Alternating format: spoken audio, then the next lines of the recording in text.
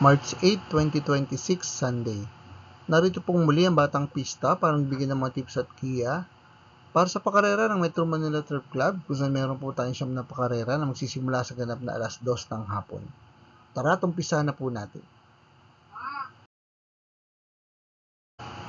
Race number 1, the start of first winner take all, covering races 1 to 7 with a distance of 1,400 meters. Pilacom rating based handicapping system race class 442 to 56 split. Dito po sa race number 1, pampremera ka po, Diadong Kalok. Entry number 2, Make No Mistake. Nauling lumaban po last February 22 sa karera po ng Metro Manila Turf Club sa distansyang 1,400 meters. Siya po ay nagtala ng preba 1 minute and 30.6 seconds. Nang siya ay pumangpito, sumakabayan sila High Maintenance at Controller. Pero bago po nagbakasyon po siya na mahaba at ang last official run niya po ay last July 20 sa isa pong Prince Cup. Dito po sa karera Metro Manila Turf Club sa distansyang 1,400 meters at natala niya po ang kanya pong best time sa distansyang 1,400 meters nga po na 1:26 sarado nang siya pumampito sa mga magagaling na imported horse na sila Morally at Tis the Moon.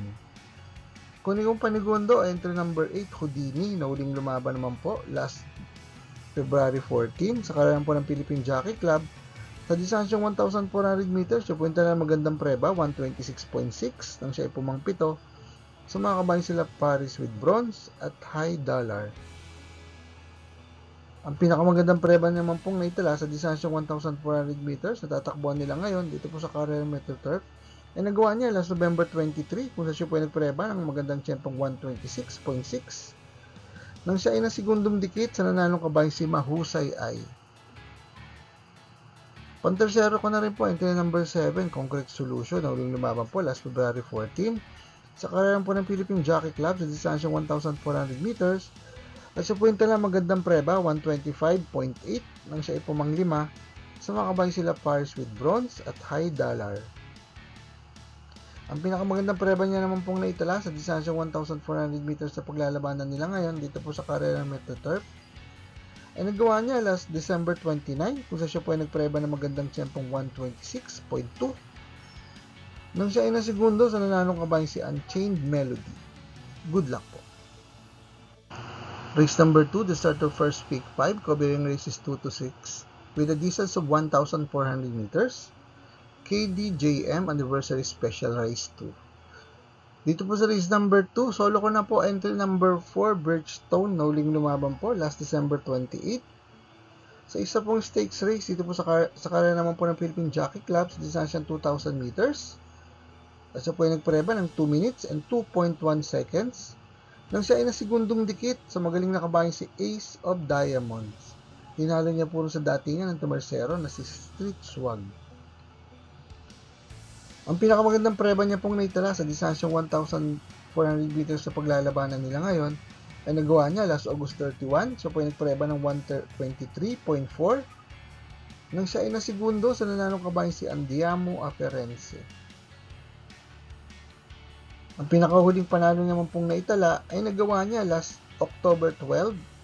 Dito rin po sa karera ng Metro Manila Turf Club sa distansyang 1,600 meters at siya po yung tala ng magandang preba 1 minute and 37 seconds nang tinalo ng malayo ang mga kabayan sila Street Swag at Chevrolet Fountain.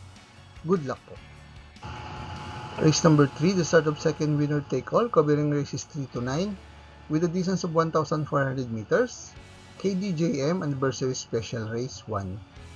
Dito po sa race number 3, pampremera ko po entry number 9, Greatest Moment, na uling lumaban po last January 23. Sa distansyang 1,200 meters, dito po sa karera Metro Turf, at siya po ay nagtala ng magandang preba, 1 minute and 10.6 seconds, nang tinalo ng malayo ang mga kabayan sila Bright Tree at Dreaming Always. Ang uling laban niya pong naitala sa distansyang 1,400 meters, dito po sa karera Metro Turf, ay nagawa niya last January 10, kung sa siya po ay nagpreba ng 1:27 sarado, nang siya ay pumanglima sa mga kabayan sila Top Customer at Shiver Me Pink. Pero ang pinakamagandang preba niya naman pong naitala sa distansyang 1,400 meters sa paglalabanan nila ngayon ay nagawa niya last November 7 kung sa siya po ay nagpreba ng 1:24.8 nang tinalo niya ang mga kabayan sila Front Runner at Glenna Moon. Panigundo ko na rin po couple entry number 2, Batang Pasay at ang couple entry niya na si Mutya ng Pasay. Si Batang Pasay po yung lumaban sa kanya pong barrier race last February 18. Sa distansyang 1,400 meters, siya po yung tala ng preba, 128.6. Pero ang last official run niya po ay last January 24. Dito na po sa Carayan Metro Manila Turf Club, sa distansyang 1,400 meters, at siya po yung tala ng magandang preba, 125.6. Nang tinalo ng malayo, ang mga bayan sila Bloomington at Sealed with a Kiss. Ang kaya naman pong couple entry ay yung lumaban last February 22 sa barrier race din po. Sa distansyang 1,400 meters, siya punta na ng preba, 127.2. Pero bago po yun, last February 6, nagtala po siya ng panalo. Sa distansyang 1,200 meters naman po sa pares sa karerahan. Siya po yung tala magandang preba, 1 minute and 11.8 seconds. Nang tinalo niya, makabahan sila Shiver Me Pink at This Old Heart of Mine. Ang pinakamagandang preba niya man pong naitala sa distansyang 1,400 meters, ito po sa Carayan Metro Turf, ay nagawa niya last December 6, siya po yung preba ng 126.4. Ang tinalo ng malayo, ang makabahan sila Golden Andalay at Phone Trick. Good luck po. Shout out Batang Isa! Race number 4. The start of Pick 6, covering races 4 to 9 with a distance of 1,400 meters. MMTCI special race in celebration for the Philippine Women's Month. Dito po sa race number 4, pang-primera ko po, single ko na po, baka madyado pa. Entry number 3, potential, na uling lumaban po last February 20. Sa distansyang 1,200 meters, ito po sa Carayan Metro Turf, siya po yung tala ng preba, 118.4. Nang tinalo niya, nang siya ay pumang-anim, sa mga kabayan sila California King at Heritage. Pero bago po yung last February 8, sa distansyang 1,400 meters din po, sa kalayan po ng Metro Turf, sa po yung tala ng preba, 132.8, nang siya ay pumangatlo, sa mga kabayan sila Victorious Passion at Barayong. Ang pinakamagandang preba niya pong naitala sa distansyang 1,400 meters sa paglalabanan nila ngayon, dito po sa Carayan Metro Turf ay nagawa niya last December 29, kung saan siya po ay may best time sa laban na to na 130.6 nang siya ay pumang-apat sa mga kabayan sila Leader of the Band at Naughty Angel. Good luck po.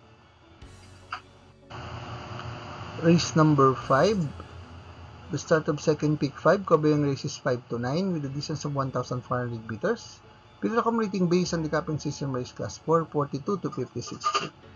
Dito po sa race number 5, pang-primera ka po, entry number 5, The Best of My Love, na uling lumaban po last February 14. Sa karalan po ng Philippine Jockey Club, sa distansya 1,400 meters, siya po yung dala ng preba, 126.2. Nang siya ay pumang-5, sumakabay sila every 4 years at every sweat counts.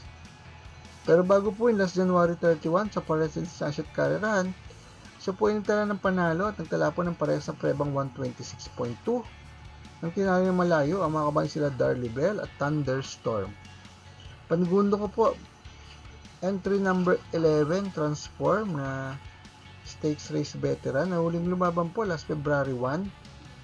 Sa karayan po ng Philippine Jockey Club, sa distansya 1,650 meters, siya po yung tala ng preba, 144.6. Nang siya ay pumangpito, sa mga kabayan sila Bea Bell at Parade King.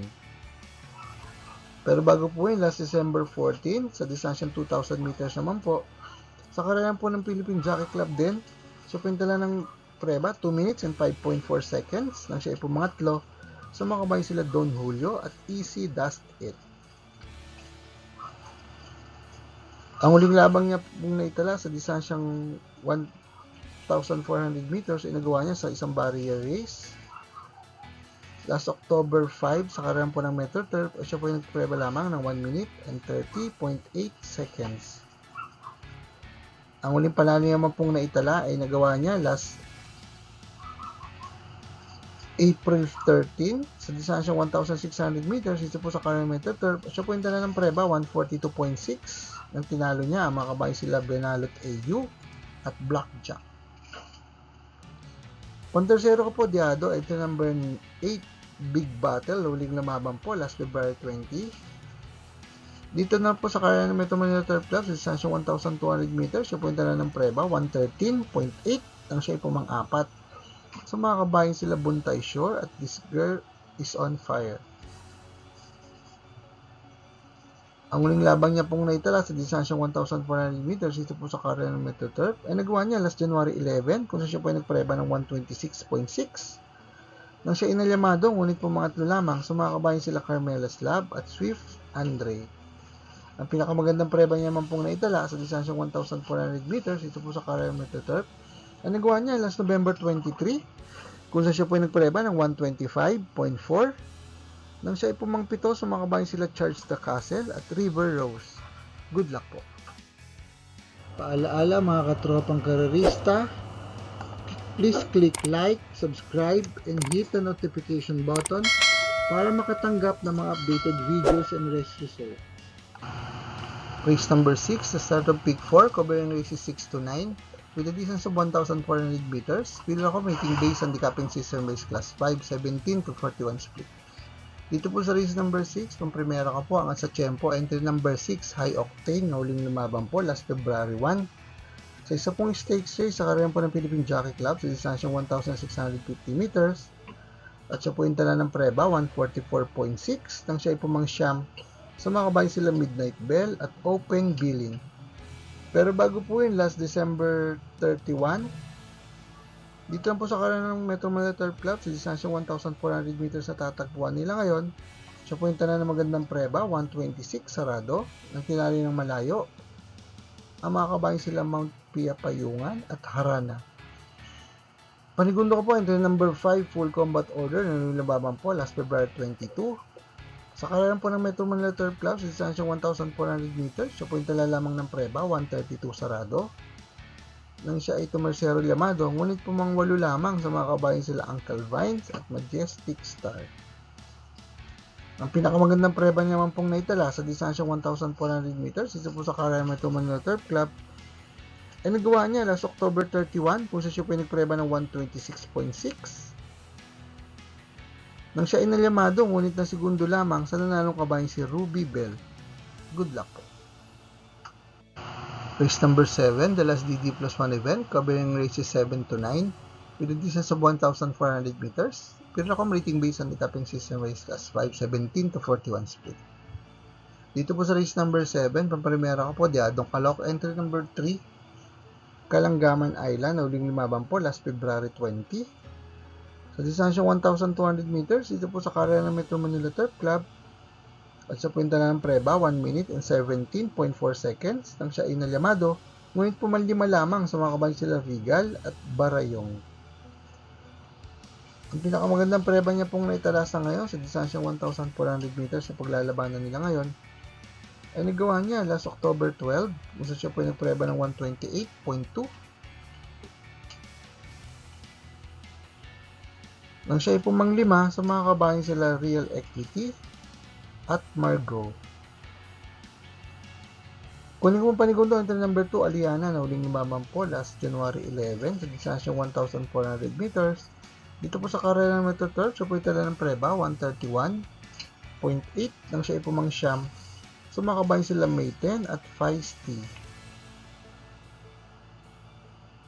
Ang pinakamagandang preba niya man pong naitala sa distansyang 1,400 meters na paglalabanan nila ngayon, ay nagawa niya last October 3, kung sa siya po ay nagpreba ng 128.6, nang siya ay pumangatlo, sumakabayan sila Grand Laughter at Nards 23. Kunin ko pong pantersero, entry number 7, Comeback Stronger, na huling lumaban po last January 24.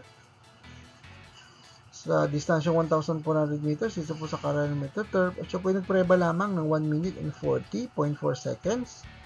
Nang siya ay nalyamado, ngunit pumangwalo lamang, sumakabayan sila Mr. Bon at Double Strike. Pero bago po yun, nagtala po siya ng panalo sa Paris Sunset Karerahan. Last December 20, siya po ay nagpreba ng 128.6. Nang tinali ng malayo, ang mga kabayan sila Tanging Ikaw. Ang kanya naman pong couple entry ng si Laughing Tiger, uling lumaban po last February 20 sa distansyang 1,200 meters. At siya po yung tala ng preba 116.8 nang siya pumang-apat. Sumakabayan sila Regal at Barayong. Ang pinakamagandang preba naman pong naitala ni Laughing Tiger sa Paris Sunset Karerahan ay nagawa niya last November 29. Siya po yung nagpreba ng 128.8 nang siya pumang-apat. Sumakabay sila Made for Trophy at Ichiran Run. Good luck po. Race number 8, the penultimate race with a distance of 1,600 meters. Pillar accommodating base handicapping system race class 3, 57 to 70. Dito po sa race number 8, solo ko na po entry number 7, ready to risk it all. Nauling lumaban po last February 8. Sa distansyang 1,600 meters sa paglalabanan nila ngayon, dito po sa karera ng Metro Turf. At siya po ito lang ng preba, 1 minute and 40 seconds. Nang tinalo niya ng malayo, ang mga kabayan sila Miss Ocala at Manila Debay. Pero bago po yun, last January 25, sa parehas sa distansya at karerahan, siya po yung tala na mas magandang preba, 139.4. Nang tinalo yan na mas malayo, ang mga kabayan sila Baobab at Great Barrier Reef. Good luck po. Race number 9, the last race of the day with a distance of 1,400 meters. Pillar accommodating base handicapping system race class 5, 17 to 41 split. Dito po sa race number 9, pampremera ka po, Diadong Calooc, entry number 2, 7 of Diamond. Nauling lumaban po last February 21 sa kararan po ng Metro Manila Turf Club. Distansyong 1,400 meters, siya po yung tala ng preba, 131.8. Nang siya ipumang pito sa mga kabayan sila Daiwil Bidan at Chef Cut. Ang pinakamagandang preba niya pong naitala sa distansyong 1,400 meters. Dito po sa karera ng Metro Turf ay nagawa niya last November 5 kung siya po ay nagpreba ng 129 sarado. Nang siya ay pumangpito sa mga kabayan sila Parisian Life at Moon River. Kuning po panigundo, diado rin po entry number 5 Mirror of Justice na uling lumaban po last February 22. Sa karera po ng Metro Manila Turf Club sa distansyong 1,400 meters, siya po yung tala ng preba. 132.2 nang siya ipumang-anim sa mga kabayan sila Buhayang Bato, Tawi-Tawi Island. Pinakamagandang preba niya pong naitala sa distansyang 1,400 meters dito po sa karera ng Metro Turf ay nagawa niya last April 26 pa, siya po yung nagpreba ng 131.2 nang siya ipumang-apat sa mga kabayan sila Morally at Dream Girl. Kuning pong pandersero, nag-iisang bandera sa laban na to. Entry number 10, Sneaky Eyes na uling lumaban po last February 22. Sa distansyang 1,400 meters, siya po yung tala ng preba, 132.8 nang siya ipumang 8 sa mga kabayan sila Buhayang Bato at Tawi-Tawi Island. Ang best time niya po sa karera ng Metro Turf sa distansyang 1,400 meters ay nagawa niya last December 20 kung saan siya po yung nagpreba ng 129.2 nang siya inalyamado, ngunit na segundo lamang sa nanalong kabayan si Footloose. Good luck po. For the complete results of these previous races, you may watch the Batang Pista Rewind results and dividend. Next racing day schedule will be on March 11, 2026, Wednesday.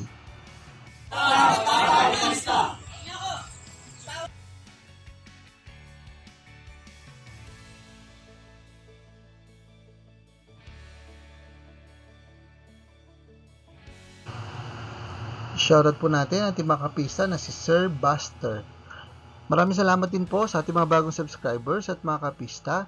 Sa mais po makatanggap na updated race results and dividends at magiya sa karera, please like, share, and subscribe sa ating Batang Pista channel. Click ng notification bell para makareceive ng mga bagong videos.